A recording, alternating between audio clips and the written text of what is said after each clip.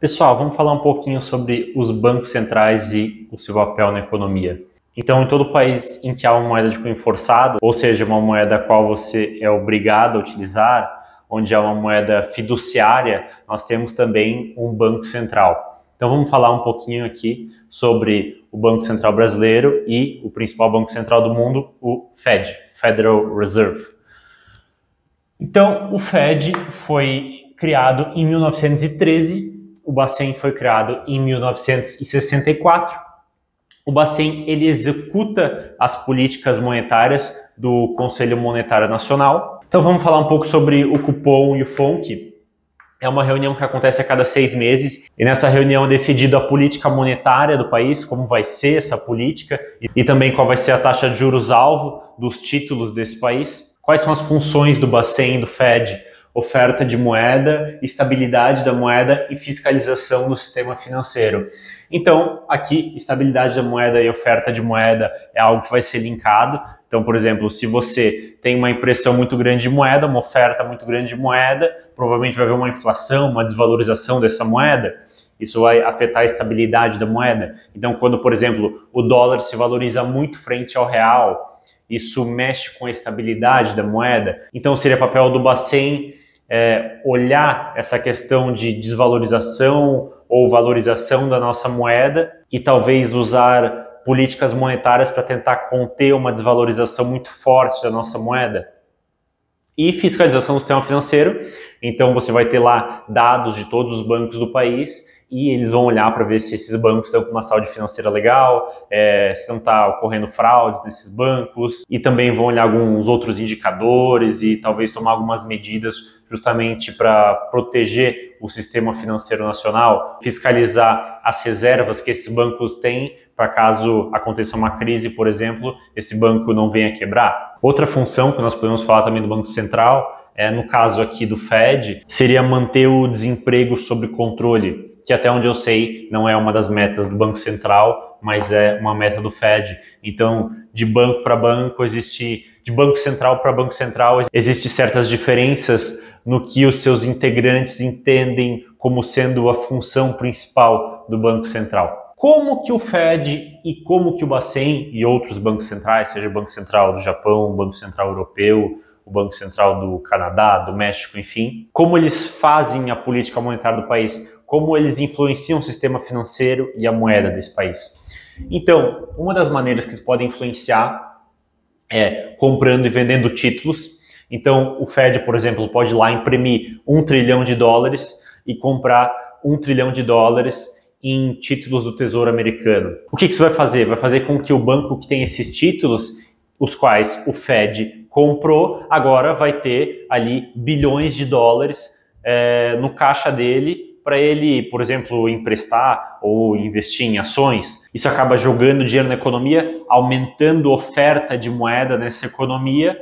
E isso é muito usado, por exemplo, quando tem crises. Então, quando há uma crise, há uma contração da liquidez, as pessoas acabam não emprestando tanto dinheiro, e isso acaba prolongando as crises. Então, o que o Banco Central faz? Vai lá, imprime dinheiro, compra títulos, joga dinheiro na economia, injeta liquidez nessa economia e faz com que essa queda na economia não seja tão grande, ou seja, diminui o impacto dessa queda e diminui o tempo que esse país vai ficar em crise, por exemplo. Empréstimos, então o Banco Central pode emprestar dinheiro para outros bancos, então se algum banco está com algum problema de liquidez, ou de novo, se tiver uma crise, por exemplo, e algum banco ele precisa fazer frente a certos gastos e não tem liquidez para isso, o Banco Central pode emprestar dinheiro para esse banco. E terceira razão, reserva. Então o banco é obrigado a ter uma quantidade dos depósitos que ele recebe no banco. Então, por exemplo, o banco recebe 1 bilhão, ele não pode emprestar 1 bilhão. Por exemplo, as pessoas que têm contas nesse banco depositam 1 bilhão nesse banco, ele não pode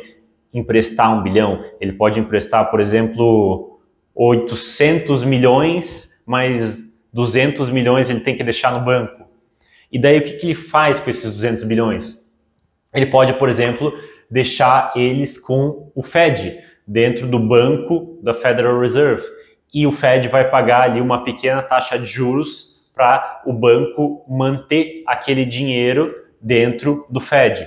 Então, se o Fed aumentar esses juros, o que acontece? Vai ser mais interessante para o banco emprestar menos e deixar uma parte maior desses depósitos com o Fed. Então, aqui nosso exemplo, se ele emprestou 800 milhões e deixou 200 milhões no Fed, se o Fed aumentar os juros pagos para o banco deixar aqueles depósitos dentro do Fed, talvez aquele banco queira deixar 300 milhões, 400 milhões dentro do Fed, ao invés de emprestar. Ou seja, ele vai emprestar menos. Antes ele emprestava 800 milhões, vai começar a emprestar 700 milhões, 600 milhões.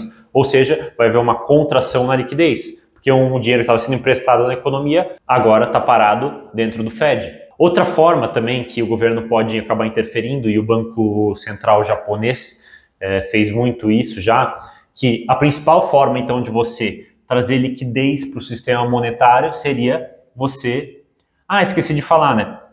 Você pode comprar títulos injetando liquidez, mas também o Banco Central ele pode pegar e vender esses títulos no momento em que ele acredita, por exemplo, que tem uma euforia muito grande no mercado, e daí ele vai vender um pouco desses títulos, se desfazer no intuito de fazer com que os agentes nesse mercado comprem mais títulos, fazendo assim com que haja uma contração na oferta monetária. Mas voltando para o nosso assunto do Banco Japonês, o Banco Central pode também diretamente lá e comprar ações no mercado. Então ele pode comprar um índice, por exemplo, ou uma ação específica até. Então, por exemplo, no Japão você tem o Nikkei, nos Estados Unidos você tem o S&P 500, aqui no Brasil a gente tem o Bovespa, e o Banco Central poderia chegar lá e simplesmente comprar um índice de mercado ou comprar uma ação específica, na tentativa de jogar esse mercado para cima, de impulsionar esse mercado, de dar liquidez para esse mercado.